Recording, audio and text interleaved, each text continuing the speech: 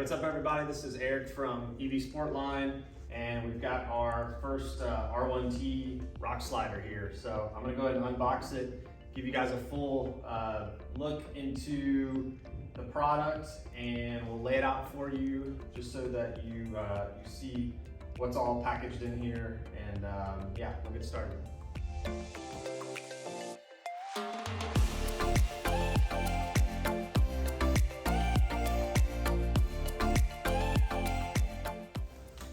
All right, if you're wondering, each side will come in its own box.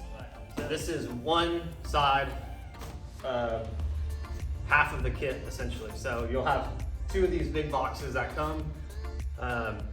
There's not really any other way around it. These are heavy kits. And so to keep the cost down, we've had to get strategic with the shipping. And so they're gonna come packaged driver side, passenger side. So we'll go ahead and get these unwrapped a little bit further.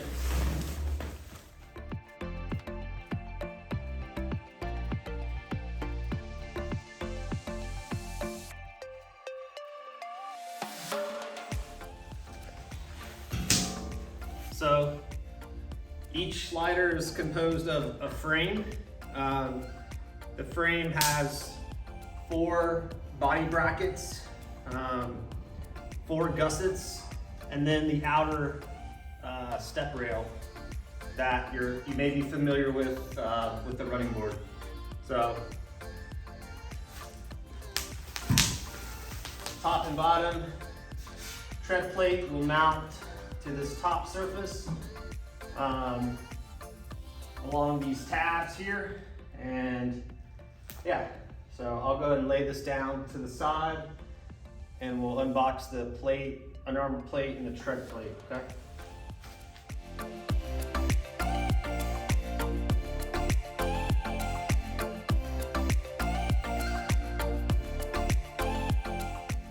So this is the triple square tread plate. It'll just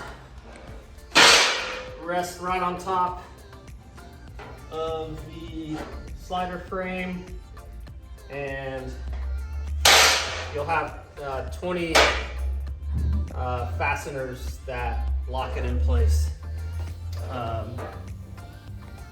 similar to like your running board. So keep in mind, it's easy to lose your hardware kit, but they're in here, so don't throw those away.